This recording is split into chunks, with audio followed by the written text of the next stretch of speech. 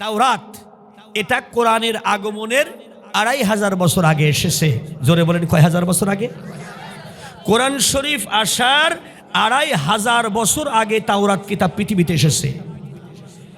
তাওরাত কিতাবের ভিতরে মুহাম্মদুর রাসূলুল্লাহ সাল্লাল্লাহু আলাইহি ওয়াসাল্লামের নাম আছে ৯৯ জায়গায়। জোরে বলেন কয় জায়গায়?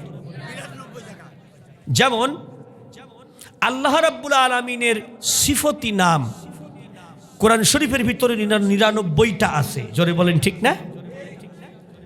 তাওরাতের নাজিল করা হয়েছে, তাওরাত নাজিল করা হয়েছে হযরতে মূসা আলাইহিস সালামের উপরে। জোরে বলেন কোন নবীর উপরে? হযরতে মূসা আলাইহিস সালাম আর কোরআনের নবী মুহাম্মদুর রাসূলুল্লাহ সাল্লাল্লাহু আলাইহি ওয়াসাল্লাম এর মাঝখানে হলো ২৫০০ বছর। জোরে বলেন কয় হাজার? ২৫০০ বছর। আর এখন থেকে আমার নবীর আগমন ১৫০০ বছর আগে, তাহলে সর্বমোট হইল ৪০০০ বছর। জোরে বলেন কয় হাজার বছর? এখান থেকে ৪০০০ বছর আগের কথা বলতেছি। আল্লাহ রাব্বুল আলামিনের নবী হযরতে মূসা আলাইহিস সালাম আল্লাহ রাব্বুল আলামিনের দরবারে হাজিরা দিলেন। তুর পর্বতে আল্লাহ পাক তাকে ডাকলেন। মূসা আলাইহিস সালাম মাটি থেকে ৩৭৫০টা পাথরের সিঁড়ি পাড়ি দিয়া মাটি থেকে ১ মাইল উপরে উঠলেন এবং হযরতে মূসা আল্লাহর ডাকে সাড়া দিয়া তুর পর্বতের চূড়ায় গিয়া মূসা আলাইহিস সালাম আল্লাহর সঙ্গে কথা বলা আরম্ভ করলেন। এজন্যই মূসা আলাইহিস সালামকে বলা হয় মূসা কালিমুল্লাহ। জোরে জোরে বলেন সুবহানাল্লাহ। আমাদের নবীকে বলা হয় হাবিবুল্লাহ, ইব্রাহিম আলাইহিস সালামকে বলা হয় খলিলুল্লাহ। আরেকবার বলেন ঠিক কিনা? প্রিয় হাজিরিন, লক্ষ্য করুন, বনি ইসরাইলদের উপরে মূসা আলাইহিস সালামের জাতি যারা, তাদেরকে বলা হয় বনি ইসরাইল। জোরে বলেন তাদেরকে কি বলা হয়? বনি ইসরাইল। এই বনি ইসরাইলদের ভিতরে আল্লাহ পাক আসমান থেকে মান্না সালওয়াও এনে তাদেরকে খাওয়াইছে যাতে রান্না করা না লাগে। জোরে কোন সুবহানাল্লাহ। এই বনি ইসরাইলেই দাবি করেছিল, আল্লাহ এই মান্না সালওয়া খাওয়ার আর আমাদের ভালো লাগতেছে না, আমরা এক প্রকারের খাবারের উপরে ধৈর্য ধারণ করতে পারতেছি না, তুমি আমাদের জন্য আদা পেঁয়াজ রসুন ডাল মসুরের ডাল এই সমস্তগুলো আয়োজন করো, দাও, আমরা সব রান্না বাড়া করে স্বাদ বানাইয়া মনের মতো করে রান্না করে খাবো। আর একবার বলেন আল্লাহু আকবার। মিন বাকালিহা ওয়া কিসাইহা ওয়া ফুমিহা ওয়া আদাসিহা ওয়া বাসালিহা, আদা পেঁয়াজ রসুন মসুরের ডাল কাঁচামরিচ সমস্ত কিছু আল্লাহর পক্ষ থেকে দেওয়া হলো। আর একবার বলেন আল্লাহু আকবার। এখন তো আর আল্লাহর পক্ষ থেকে দেখা দেওয়া হয় না, এখন আমদানি করা হয়, রপ্তানি করা হয়, তৈরি করা হয়, চাষ করা হয়। পেঁয়াজের দাম বাড়তে বাড়তে এখন ৩০০ টাকা কেজি হয়ে গেছে। আর একবার বলেন ঠিক কিনা? হ্যাঁ, আল্লাহ রাব্বুল আলামিন যে মান্না সালওয়া পাঠাইতো আমাদের জন্য, সেইটা পছন্দ হয় নাই। লক্ষ্য করেন আমি কি কথা বলতেছি, আপনাদেরকে লক্ষ্য করতে হবে। তাওরাত কিতাবের বর্ণনা, তাওরাত কিতাবে মুহাম্মদ সাল্লাল্লাহু আলাইহি সাল্লামের নাম আছে ৯৯ বার। জোরে বলেন কয়বার? আর তাওরাতের নবী মূসা আলাইহিস সালামের নাম আছে মাত্র ২৭ জায়গায়। জোরে বলেন কয় জায়গায়? তাহলে ২৭ বার হলো মূসার নাম, ৯৯ বার তাওরাতের মধ্যে আছে আমার নবী আপনার নবী মুহাম্মদুর রাসূলুল্লাহ সাল্লাল্লাহু আলাইহি ওয়াসাল্লামের নাম। জোরে জোরে বলেন মারহাবা। তাওরাতের যতগুলো উম্মত ছিল তাদেরকে বনি ইসরাইল বলা হয় বা ইহুদি বলা হয়। জোরে বলেন কি বলা হয়? ইহুদি। এই ইহুদি জাতির মধ্যে বড় বড় আলেম ছিল। ওই আলেমরা দেখলো তাওরাতের মধ্যে মুহাম্মদের নাম কেন এত জায়গায় থাকবে? আমাদের নবী যার উপরে নাজিল হয়েছে এই কিতাব, তার নাম আছে মাত্র ২৭ জায়গায়। আর মুহাম্মদ আসবে ১৫০০-২৫০০ বছর পরে, সেই মুহাম্মদের নাম আছে ৯৯ জায়গায়। অতএব আল্লাহ মনে হয় একটুখানি ভুল করেছে। আর একবার বলেন নাউজুবিল্লাহ। বনি ইসরাইলের ইহুদি আলেমরা মনে জল্পনা কল্পনা করতে লাগলো আল্লাহর হিসাবটা ঠিক হয় নাই, আমরা একটু কাটাকাটি করে যেই জায়গায় মুসার নাম লেখা আছে ওই জায়গায় মুহাম্মদের নাম বসায়া দেই, আর মুসার নামটা কালি দিয়ে উল্টায়া দেই। আর একবার বলেন আল্লাহু আকবার। এই কাজটা করার জন্য, নেতৃত্ব দেওয়ার জন্য এই কাজের নেতৃত্ব দিল একজন তাওরাতের আলেম, তার নাম হলো কাফিল পাদ্রী। জোরে বলেন লোকটার নাম কি? কাফিল পাদ্রী। তাওরাতে বর্ণনা রয়েছে। প্রিয় হাজারিন, আল্লাহ রাব্বুল আলামিনের কোরআনের বর্ণনা, কোরআনের নবীর বর্ণনা সমস্ত কিতাবের মধ্যেই আছে। তাওরাতের মধ্যে, ইনজিলের মধ্যে, জবুরের মধ্যে। সূরাত আলে ইমরানের প্রথম রুকুর ব্যাখ্যায় যদি আপনি পড়েন তাহলে বুঝতে পারবেন আল্লাহ রাব্বুল আলামিন নিজেই বলে দিয়েছে যে ইতিপূর্বে আমি মুসাদ্দিকাল লিমা বাইনা ইয়াদাইহি ওয়া আনজালাত তাওরাত ওয়াল ইনজিল, যে নবী আসবে মুহাম্মদ সাল্লাল্লাহু আলাইহি ওয়াসাল্লাম এবং যে কোরআন আসবে পৃথিবীতে তার সত্যতা প্রমাণের জন্য ইতিপূর্বে আমি তাওরাত এবং ইনজিল নাজিল করেছি। আর একবার বলেন আল্লাহু আকবার। হযরতে মূসা আলাইহিস সালাতু ওয়াস সালাম তুর পর্বতে আল্লাহর সঙ্গে কথাবার্তায় ব্যস্ত রয়েছে। এদিকে মূসার উম্মতদের মধ্যে বড় বড় তাওরাতের আলেম ছিল। এই আলেমদের মধ্যে একজন আল্লাহর বান্দা, তার নাম হলো কাফিল পাদ্রী। জোরে বলেন লোকটার নাম কি? এই কাফিল পাদ্রী তাওরাত কিতাবের ভিতর থেকে মুহাম্মদ সাল্লাল্লাহু আলাইহি সাল্লামের নামটা মুছে দিয়া সেই জায়গায় মূসা কালিমুল্লাহর নাম ফিটিং করার জন্য চেষ্টা শুরু করলো। আল্লাহ রাব্বুল আলামিনের নবী বিশ্বনবী মুহাম্মদুর রাসূলুল্লাহ সাল্লাল্লাহু আলাইহি সাল্লাম তার ২৫০০ বছর পরে দুনিয়াতে আসবেন, অথচ ২৫০০ বছর আগেই নবীর বিরুদ্ধে ষড়যন্ত্র চলতেছে। চিৎকার দিয়ে বলেন নাউজুবিল্লাহ। যেমন আজকেও পৃথিবীর বড় বড় পরাশক্তিরা ইসলামের বিরুদ্ধে আচরণ করছে, কোরআনের বিরুদ্ধে আচরণ করতেছে, মুসলমানদের বিরুদ্ধে আচরণ করতেছে বড় বড় পরাশক্তিরা। আর একবার বলেন ঠিক কিনা? সবাই মিলে চেষ্টা করতেছে কোরআনের নবীর নবুয়াত, রসুলের রিসালাত, আল্লাহর কোরআন, আল্লাহর ইসলাম যেন পৃথিবী থেকে মুছে যায়। কিন্তু সবাই মিলে যে শক্তি, আল্লাহর এক শক্তি তার চাইতে কোটি কোটি গুণ বড়। আর একবার বলেন ঠিক কিনা? Russia, America, Britain, France, German, Australia, Canada, যত বড় বড় দেশ আছে সবাই মিলে যদি আল্লাহর বিরুদ্ধে আচরণ করে স্লোগান দেয়, তাতে আল্লাহর কিছু যায় আসে? আরো জোরে বলেন, কিছু যায় আসে? কারণ সব শক্তির বড় শক্তির নাম, জোরসে বলেন, আরো জোরে, জোরে হলো না। কাফিল পাদ্রী হাতের মধ্যে কালি নিয়া তাওরাত কিতাবের মধ্যে মুহাম্মদ নাম যেখানে লেখা আছে ওই জায়গায় কালি লাগাইয়া মুছতেছে। নাউজুবিল্লাহ বলবেন না? মানে আমার নবীর পাকের নাম তাওরাত কিতাব থেকে মুছে দিয়া ওই জায়গা মুসা নবীর নাম লিখে কাইটা বসাইতেছে। নাউজুবিল্লাহ বলবেন না? সুবহানাল্লাহ বলবেন। আল্লাহ রাব্বুল আলামিনের আরশের ফেরেশতারা বলে, আল্লাহ তুমি যেই হাবিবকে আরশে আজিমের মেহমান বানিয়েছো, পৃথিবীতে অন্য কোন নবীকে তুমি আরশে আজিমে আসার জন্য সুযোগ দাও নাই।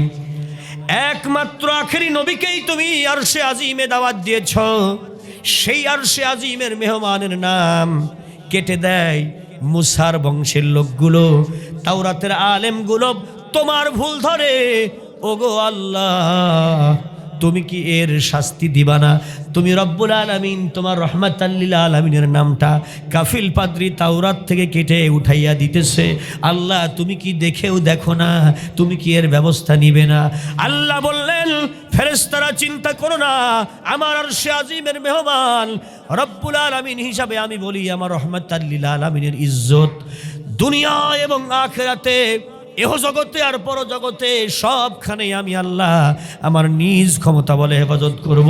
দুনিয়ার সমস্ত শক্তি এক জায়গায় হয়েও আমার নবীকে কেউ পরাজিত করতে পারবে না, অপমান লাঞ্ছিত করতে পারবে না। আমি আল্লাহ হেফাজত করব। আর একবার বলেন সুবহানাল্লাহ। যখন কাফিল পাদ্রী একটা ফাঁকা ময়দানে বেশ কিছু লোকজন নিয়া আল্লাহর বান্দা হাতের মধ্যে কালি নিয়া মুহাম্মদ শব্দের উপরে যখন লাগাইতেছে, ইতিমধ্যেই আল্লাহর নির্দেশে এক খণ্ড মেঘ কাফিল পাদ্রীর মাথার উপরে আইসা গেছে। জোরে কোন সুবহানাল্লাহ। বাতাস কার? আগুন কার? পানি কার? ওয়াল্লাযী আরসালার রিয়াহা ফাতুসিরু সাহাবা।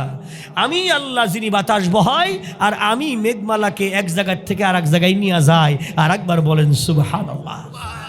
এই ক্ষমতা আল্লাহর আছে তো? আরো জোরে বলেন আছে তো? হ্যাঁ, খুব খেয়াল করেন, আমি বেশি সময় আপনাদের কষ্ট দেব না। তাওরাতের এই কথাটুকু বলেই আমি শেষ করব। খারাপ লাগতেছে আপনাদের? আপনারা শুনবেন না বন্ধ করে দেব? কে কে শুনবেন হাত তোলেন একটু। সত্যি শুনবেন? আলহামদুলিল্লাহ। যদি শোনেন তাহলে আমি বলছি, সংক্ষেপে বলতেছি, খুব খেয়াল করেন। আমি এজন্যই বলতেছি কথাটা, এইটা হলো লিখিত কোরআন, আর মুহাম্মদ সাল্লাল্লাহু আলাইহি সাল্লাম হলেন জীবন্ত কোরআন। জোরে কোন সুবহানাল্লাহ। জীবন্ত কোরআন যেমন সম্মানিত, এই লিখিত কোরআনও ওই রকমই সম্মানিত। এই কোরআনই নবীর নবুয়ত, এই কোরআনই রসুলের রিসালাত, এইটাই ইসলাম, এইটাই দিন। আরেকবার বলেন ঠিক কিনা? এজন্য কোরআন আছে যতদিন, ইসলাম আছে পৃথিবীতে ততদিন। ওই আকাশে সূর্য থাকবে যতদিন, কোরআনও থাকবে ততদিন। কারণ কোরআনের ব্যাপারে আল্লাহর ঘোষণাই হলো, নাহনু নাযালনা যিকরা ওয়া ইন্না লাহু লাহাফিজুন। আমি নাজিল করেছি এই কোরআন, আর এটা হেফাজতের দায়িত্ব আমি আল্লাহর। আর একবার বলেন আল্লাহু আকবার। কাফিল পাদরি আল খুলাসাতুত তাওরাত কিতাবটির মধ্যে রয়েছে, নিজ জবানে নিজে চোখে আমি পড়েছি এই ঘটনা। আল খুলাসাতুত তাফাসির এই কিতাবের ভিতরে আরদুত তাওরাত একটি কিতাব আছে। এই কিতাবের মধ্যে তাওরাতের এই ঘটনাটা রয়েছে, যা আমার নবী জীবন্ত কোরআনের পক্ষে, আল্লাহ রাব্বুল আলামিনের নবী জন্মগ্রহণ করার 2500 বছর আগে আল্লাহ ঘটিয়েছিলেন। বনি ইসরাইলের আলেমরা যখন বিশ্বনবীর নাম মুছে দিতে চাই, আল্লাহর জীবন্ত কোরআনের নাম মুছে দিতে চাই তাওরাত কিতাব থেকে, ইতিমধ্যে এক খণ্ড মেঘ নাজিল হয়ে গেছে, এসে গেছে কফিল পাদ্রীর মাথার উপরে। গোল হইয়া বসে কফিল পাদ্রী হাতের মধ্যে কালি নিয়া মুহাম্মদ শব্দের উপরে যখন নামটা মুছে দেওয়ার জন্য যখন ষড়যন্ত্র করলো, সঙ্গে সঙ্গে আসমান থেকে ওই মেঘটা আল্লাহর হুকুমে ঘুরতে ঘুরতে নিচে নামা শুরু করলো। যত নিচে নেমে আসে তত ওই ঘুরন্ত মেঘমালা আগুনের গোল্লা হয়ে যায়। আর একবার বলেন ক্ষমতা কার? দেখুন, আমি ব্যাখ্যা করতে গিয়া তাওরাত কিতাবের কথা আনলাম কেন? কারণ সূরাতুল বাকারার প্রথমেই আল্লাহ রাব্বুল আলামিন বলে দিচ্ছে, ওমা উনজিলা মিন ক্বাবলিক, ইতিপূর্বে যে কিতাবগুলো নাজিল করা হয়েছে সেই কিতাবগুলোর উপরেও তোমাদের ঈমান আনা লাগবে, কারণ ওইগুলো আমি আল্লাহর কিতাব। জোরে কোন সুবহানাল্লাহ। শুধু খালি সূরাতুল ফাতিহা এক কিতাব, আল্লাহর কোরআন শরীফ একটা কিতাব তা না। তাওরাতও আল্লাহর কিতাব, জবুরও আল্লাহর কিতাব, ইনজিলও আল্লাহর কিতাব। সূরা বলেন আল্লাহু আকবার। যেমন হিন্দু ধর্মের কিতাবে বর্ণনা হয়েছে বিশ্বনবীর ব্যাপারে, অথর্বেদ শ্লোক 7 অধ্যায় 37-এর বর্ণনা, অলস্য ইল্লোলে মিত্রা বরুণ রাজা তস্যাত তিনি পুনস্তং দুদ্ধ হবয় মিলঙ্ক অল্লর রসুল মোহাম্মদ কং বরস্য অল্লে আল্লাহ মহিল্লাল্লতি ইল্লাল্লাহ মোহাম্মদ রসুল্লাহ। আর একবার বলেন সুবহানাল্লাহ।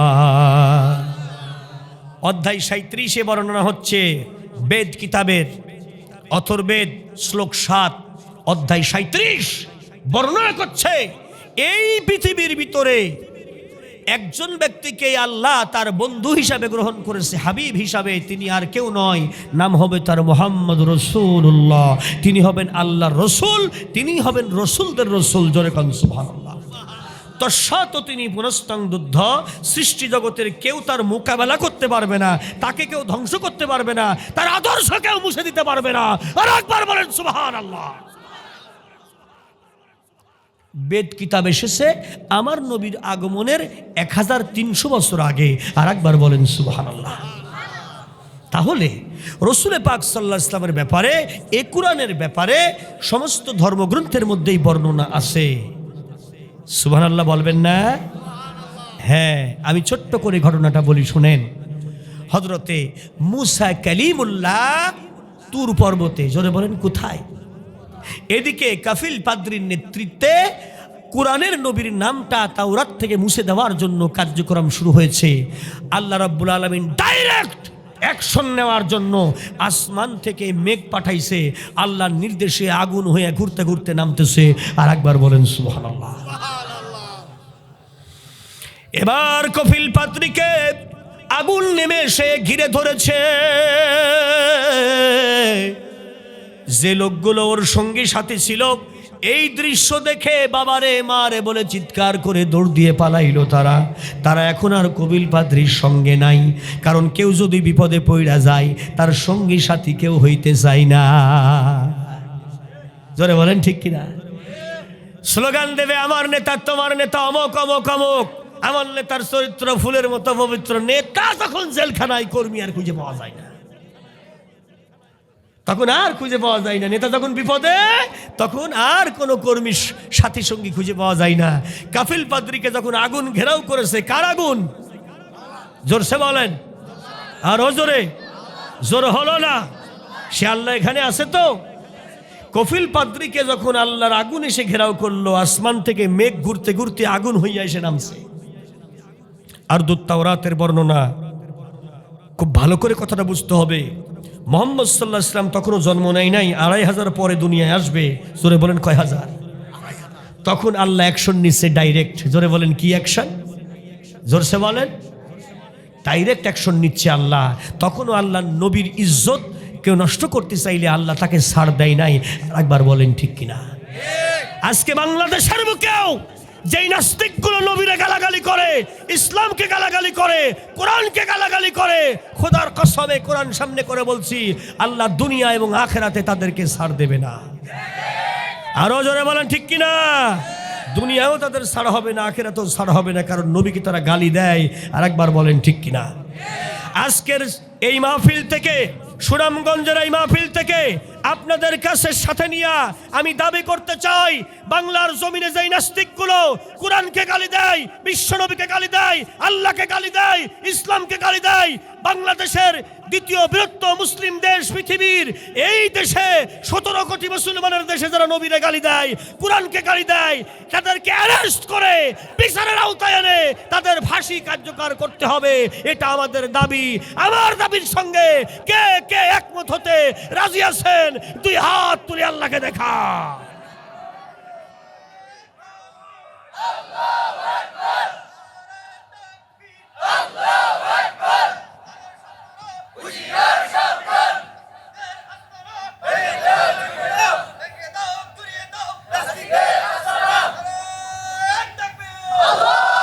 আল্লাহ কবুল করেন। জোরে বলেন আমিন।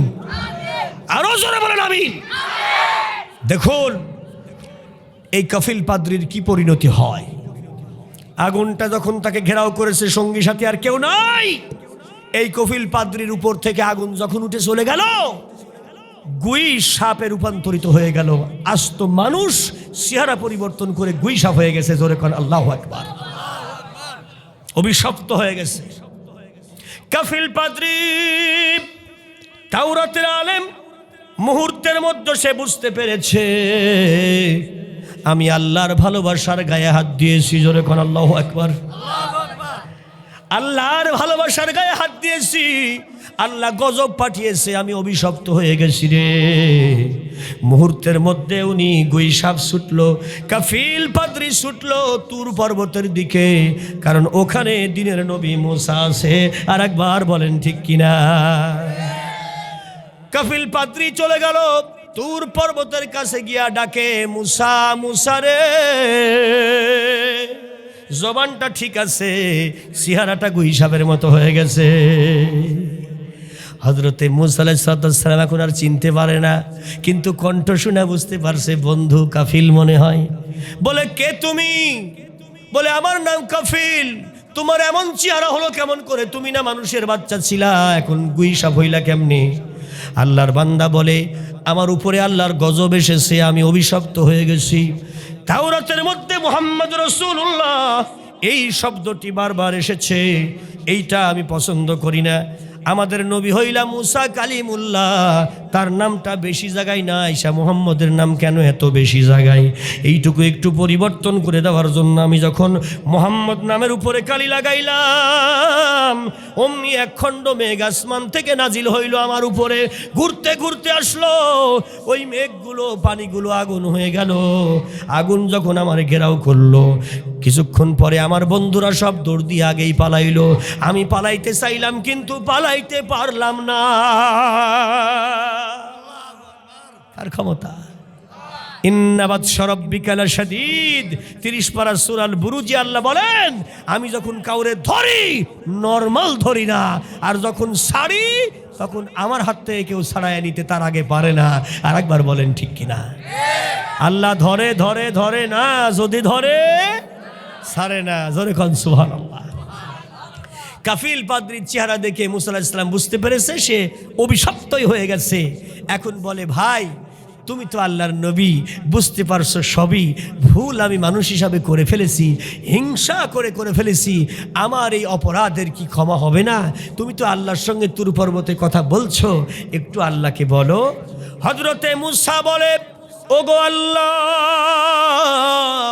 আমার আল্লাহ বলেন, মুসা তুমি কি বলতে চাও তা তো আমি বুঝি, বলো বলো, জবান খুইলা বলো। বলেন, মুসার অন্তরের মধ্যে কি আকুলি বিকুলি করে এই মুহূর্তে আল্লাহ কি জানে না? আপনাদের অন্তরের খবর কি, আমার অন্তরের খবর কি আল্লাহ জানে না?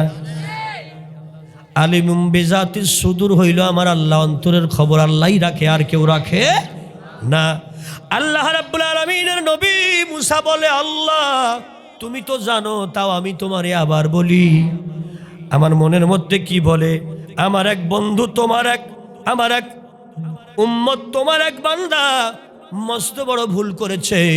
তোমার হাবিবুল্লাহর নামের উপরে কালি লাগাইয়া তাওরাত থেকে তোমার হাবিবের নামটা মুছে দিতে চাইছে। যদিও তোমার হাবিব আসবে 2500 বছর পরে। জোরে বলেন, কয় হাজার? 2500 বছর পরে তিনি দুনিয়া আসবে গো, কিন্তু আপনার হাবিবের সঙ্গে বেয়াদবি করে ফেলেছে। আমি নবী হিসাবে দোয়া করি আপনি তাকে ক্ষমা করে দেন। আমার আল্লাহ বলেন, আমি রব্বুল আলামিন বেয়াদবি করেছে আমার রহমাতাল লিল আলামিনের সঙ্গে, যদিও রহমাতাল লিল আলামিন আসতে সময় আছে এখনো 2500 বছর, কিন্তু আমি আল্লাহর কাছে 2500 বছর কোনো টাইম না। জোরে বলেন ঠিক কিনা? এটা আমার কাছে কোনো বিষয় নাই, সময় আমার কাছে কোনো ব্যাপার না, হাজার হাজার কোটি বছর এটা আমার কাছে কোনো ব্যাপার নয়। আমার নবীর সঙ্গে বেয়াদবি করেছে, এইটাই বড় কথা। আমি কফিলকে ছাড়বো না, তবে আমার রহমাতাল লিল আলামিন যদি মাফ করে দেয় আমি আল্লাহ তখন মাফ করে দেব। আরেকটু আসতে বলেন, আর একটু আসতে বলেন। আল্লাহ রাব্বুল আলামিনের নবী হযরতে মুসা বলে, কাফিল রে, আল্লাহর কাছে বলেছিলাম কিন্তু কবুল হইল না, রহমাতাল লিল আলামিন ছাড়া রব্বুল আলামিন মাফ দেবে না। কফিল পাদ্রী তাওরাতের আলেম, সপ্তাহ জানা আছে, সে বলে কেমন করে সেই নবীর সঙ্গে আমার দেখা হবে? তাওরাতে আছে আরো 2500 বছর লাগবে তার দুনিয়া আসতে। আল্লাহ যদি চাই রুহের জগতে তার সাথে আমার সাক্ষাৎ করাই দিতে পারে এখনই, সে ক্ষমতা আল্লাহর আছে কিনা? তাহলে আল্লাহকে বলো, রব্বুল আলামিন যেহেতু রহমাতাল লিল আলামিন ছাড়া মাফ করবেই না, তাহলে রহমাতাল লিল আলামিনের সঙ্গে আমার আল্লাহ যেন আমার একটু দেখা করার আয়োজন করে দেয়, দেখা করার ব্যবস্থাটা করে দেয়। জোরে জোরে বলেন মারহাবা। মুসা আবার দোয়া করে, আল্লাহ গো, ওগো আল্লাহ, তোমার বান্দাকে তুমি রহমাতাল লিল আলামিন ছাড়া যেহেতু মাফ করবে না, তাহলে তোমার ওই নবীর সঙ্গে সাক্ষাতের জন্য একটু ব্যবস্থা তুমি করে দাও।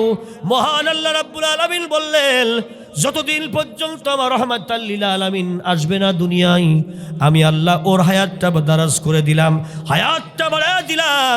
এই মুহূর্তে ওকে গারে হেরায় গিয়ে অপেক্ষা করতে বলো, যেখানে আমার হাবিবুল্লাহ দুনিয়াতে আসবে এবং যে জায়গায় আমার হাবিব ধ্যান করবে, সেই হেরা গুহার মধ্যে আরশের ঘড়িতে যখন কাটাই কাটাই 40 বছর তার হায়াত হয়ে যাবে, সেই সময় আমি কোরআন পাঠিয়ে আমার হাবিবকে নবী বানিয়ে দেব, আমার নবী হয়ে যাবে। সেই সময় এই কাফিল যেন সুযোগ সুবিধা পাইয়া নবীর সঙ্গে সাক্ষাৎ করে তার অপরাধ স্বীকার করে। আমার রহমাতাল লিল আলামিন যদি তারে মাফ দেয় তাহলেই সে মাপ পাবে। এই মুহূর্তে ওকে চলে যেতে বলো, তুর পর্বত নয় বরং এইখান থেকে তাকে চলে যেতে বলো মক্কা মদিনায়, মক্কায় চলে যেতে বলো, গারে হেরার ভিতরে অপেক্ষা করতে বলো। 2500 বছর পরে নবী যখন আসবে, নবী ক্ষমা করলে ক্ষমা হবে, নবী ক্ষমা না করলে ক্ষমা হবে না। অপেক্ষা করতে হবে 2500 বছর। জোরে জোরে বলেন মারহাবা। কত বছর অপেক্ষা? 2500 বছর তাকে অপেক্ষা করতে হবে। হায়াত বাড়িয়ে দিলাম। এই হায়াত বাড়িয়ে দাও আমার একটা হুকুম মাত্র। জোরে বলেন সুবহানাল্লাহ। ইয়াসআলুনাকা আনির রূহ কুলির রূহু মিন আমরি রাব্বি। আমার হায়াত, আমার জীবন শক্তি, আমার জীবনটা কি?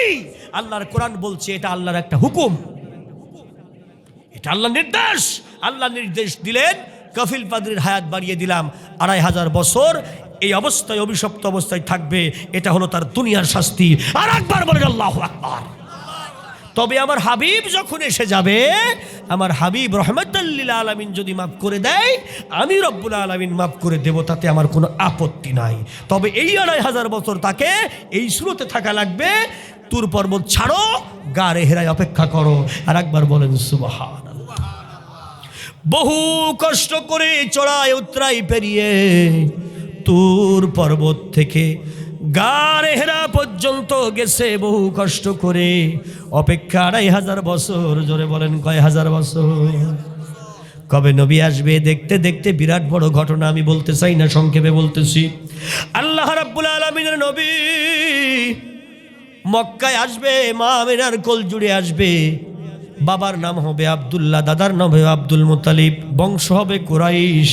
এবং তিনি জীবন্ত কোরআন এই দুনিয়ার মধ্যে কবে আসবে, কখন আসবে, কিভাবে আসবে, সব তাওরাতে লেখা আছে। আর একবার বলেন আছে কিনা?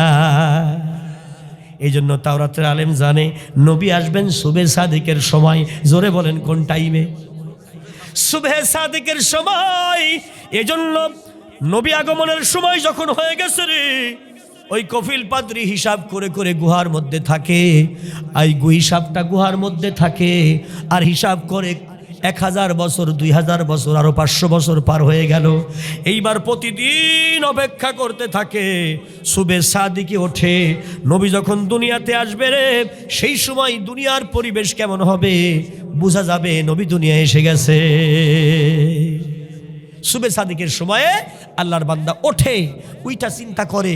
কারণ নবী যেদিন আসবে দুনিয়ায়, প্রতিটি বাতাসের মধ্যে মেশক আম্বরের সুগন্ধি ছড়াইতে থাকবে ফেরেশতারা। জোরে কোন সুবহানাল্লাহ।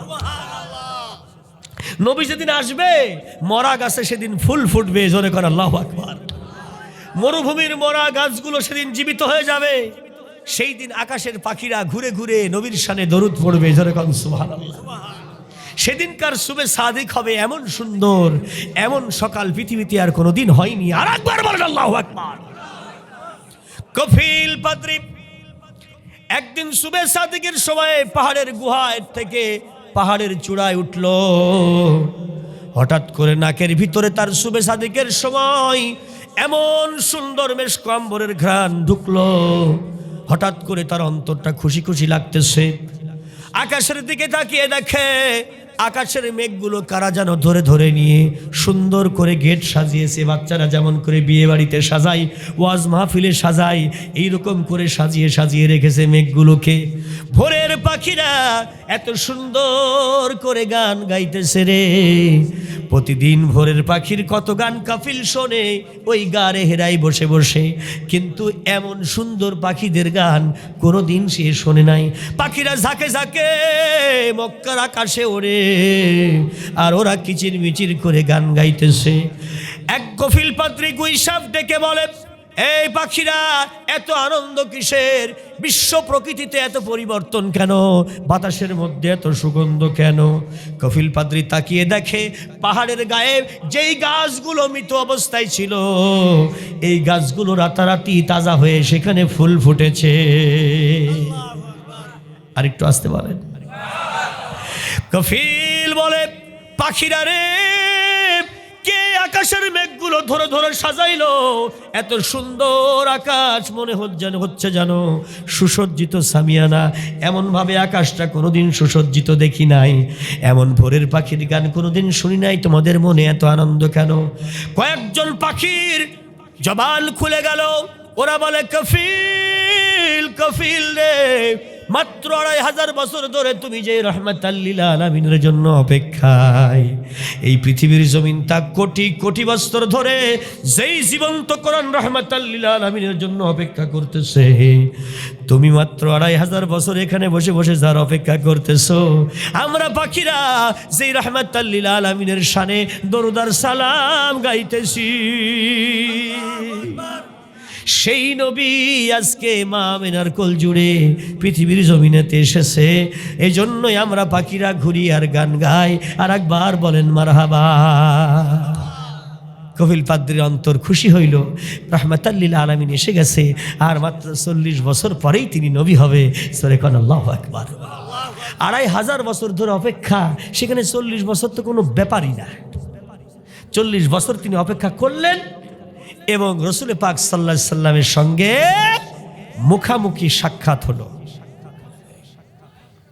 আল্লাহর হাবিব তাকে দেখেই চিনছে। আমার নবী বলেন, কফিল, তুমি মুসা নবীর উম্মত, অভিশপ্ত হইয়া গুইসাফ হইছ। এই পাহাড়ের পাদদেশে আমিও এই পাহাড়ের পাদদেশ দিয়া যাইতেছি। তুমি আমার কাছে কি চাও? তুমি তাওরাত কিতাব থেকে আমার নাম মুছে দিতে চেয়েছিলে। আমার আল্লাহ রব্বুল আলামিন তার নবীকে সব জানিয়েছে। তুমি কি চাও? তুমি কোরআনের নবীর সঙ্গে দুশ্মনী করেছ। হযরতে মূসা আলাইহিস সালামের উম্মত, তুমি অপেক্ষা করছো 2500 বছর। তোমার কি জ্ঞান ফিরেছে? কফিল বলে, ইয়া হাবিবাল্লাহ, ইয়া রাসূলুল্লাহ, আমি মানুষের সন্তান, আজকে অভিশপ্ত হয়ে এই সিহারায় 2500 বছর আমি কষ্ট করছি। বেয়াদবি করার কারণে অভিশপ্ত হয়ে গেছি। ইয়া হাবিবাল্লাহ, আমার কি শাস্তি শেষ হবে না? আপনি কি আমাকে মাফ করবেন না? আল্লাহর হাবিব তার দিকে তাকাইলেন, আর অভিশপ্ত মানুষের কত কষ্ট তা তিনি দেখতে পেলেন। আর তিনি বললেন, আমার রহমাতাল লিল আলামিন যেই নামটা আমার আল্লাহ আমাকে দিয়েছে রে, ওই রহমাতাল লিল আলামিন নামের বদলতে কফিল আমি তোমারে মাফ দিয়া দিলাম। আল্লাহর রাসূল যখন মাফ দিলেন, কিছুক্ষণ পরে দেখা গেল জিবরিল আমিন এসে হাজির হয়ে গেছে। জিবরিল আমিনের সঙ্গে আল্লাহর নবী যখন কথা বলতেছে পাহাড়ের পাদদেশে, এমন সময় আল্লাহর নবী তাকাইলেন, দেখলেন কফিল পাদ্রী গুই সাপ থেকে মানব সুরতে রূপান্তরিত হয়ে গেছে। এই ওলট পালট করলো কে? জোরসে বলেন, আরো জোরে। আল্লাহ রাব্বুল আলামিনের বান্দা উলঙ্গ অবস্থায় দাঁড়িয়ে আছে। নবী আমার একটা রুমাল ছুঁড়ে দিলেন, কাপড় ছুঁড়ে দিলেন, এটাকে পরে লজ্জা নিবারণ করো। আল্লাহর নবী বলে, কফিল পাদ্রী রে, এই মুহূর্তে আসমানের প্রথম আসমানের দরজায় আসে আজরাইল আমার কাছে নির্দেশ চাইতেছে, হুকুম চাইতেছে, অনুমতি চাইতেছে আমার কাছে আসতে। আজরাইল কেন এই মুহূর্তে আমার কাছে আসতে চাই আমি তো বুঝতে পারতেছি না। জিবরিল আমিন বলে, ইয়া হাবিবাল্লাহ, কফিল পাদ্রী এই মুহূর্তে আপনার মেহমান, কারণ আপনি তাকে ক্ষমা করে দিয়েছেন। এখন আপনার অনুমতি ছাড়া জিবরিল আমিন, আজরাইল কেউ এখানে আসতে পারতেছে না, কারণ আপনি হলেন আল্লাহর হাবিব রহমাতাল লিল আলামিন। জিবরিল আমিন আসতে চাই, কারণ কফিলের হায়াত এই পর্যন্তই শেষ হয়েছে। তাই কফিলকে জান কবজ করে দুনিয়ার থেকে আখেরাতের জীবনে ট্রান্সফার করতে হবে। এজন্যই আজরাইলের আসা দরকার। আর আপনি দাঁড়িয়ে রয়েছেন দোজাহানের সরকার, আপনি অনুমতি দেন জিবরিল আমিন আসুক, ওর জানটা কবজ করে নিয়ে যাক। জোরে জোরে বলেন মারহাবা।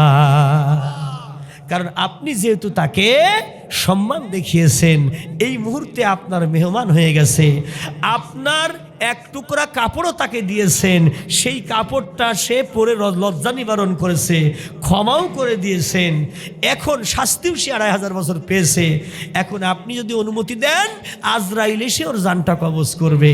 আল্লাহ রসুল বললেন, যার হায়াত শেষ আমি তার জন্য তো এখানে সুপারিশ করতে পারি না, তবে আখিরাতের আদালতে আমি তার জন্য সুপারিশ করব। আর একবার বলেন সুবহানাল্লাহ। আজরাইল আলাইহিস সালাম আসলেন, তার জান কবজ হলো। মাত্র কয়েকজন সাহাবাকে ডেকে আল্লাহ রাসূল সাল্লাল্লাহু আলাইহি সাল্লাম ওই পাহাড়ের পাদদেশে তার দাফন কাফনের ব্যবস্থা করলেন। আর একবার বলেন সুবহানাল্লাহ। এখনো পর্যন্ত কফিলের সেই কবরটা আছে গারে হেরার পাদদেশে। আর একবার বলেন সুবহানাল্লাহ। প্রিয় হাজিরিন, আমি আপনাদেরকে এই ঘটনাটা শুনাইলাম কি জন্য জানেন? এজন্যই শুনাইলাম, এই কোরআনের সঙ্গে যারা বেয়াদবি করে, নবীর সঙ্গে যারা বেয়াদবি করে, এরা আসলে অভিশপ্ত জাত। এরা কিসের জাত? অভিশপ্ত জাত। এদের চেহারা পরিবর্তন হচ্ছে না কেন? এর কারণ হলো আল্লাহর হাবিব দোয়া করেছিলেন, আল্লাহ আমার উম্মতদের মধ্যে যদি কেউ কোরআন নাও মানে তুমি তাদের চেহারা বিকৃতি কইরো না, দুনিয়ার মধ্যে এই লজ্জা দিও না, তাইলে আমি রাহমাতাল লিল আলামিনের ইজ্জত থাকে না। শুধুমাত্র বিশ্বনবীর এই দোয়ার কারণে আজকের নাস্তিকের বাচ্চাগুলো বেঁচে যায়, নইলে কবে ওইগুলোর কুত্তা নাই শুয়োর বানাইতো আল্লাহ, কবে কুত্তা বানাইতো নাই শুয়োর বানাইতো নাই অন্য কোনো প্রাণী বান্দর বানাইতো। দেখা দিত আল্লাহর ওহীর সঙ্গে বেয়াদবি করার শাস্তিটা কি। সুদ খেয়ে যাচ্ছে, মদ খেয়ে যাচ্ছে, জিনা করে যাচ্ছে, নবীর বিরুদ্ধাচরণ করে যাচ্ছে, যা ইচ্ছা তাই করে যাচ্ছে। আল্লাহ সব দেখার পরেও নবীর ইজ্জতের খাতিরে, কোরআনের ইজ্জতের খাতিরে এই নাস্তিক বেঈমানদেরকেও আল্লাহ মাফ করে দিতেছে। মাপ মানে দুনিয়ার শাস্তিটা মাপ। জোরে বলেন আল্লাহু আকবার। শুরু হবে যেদিন আউয়ালু মানজিলাতিন মানাজিলিল আখিরাহ, ওই কবর, সেই দিন থেকেই শুরু হয়ে যাবে খেলা। আর একবার বলেন ঠিক কিনা?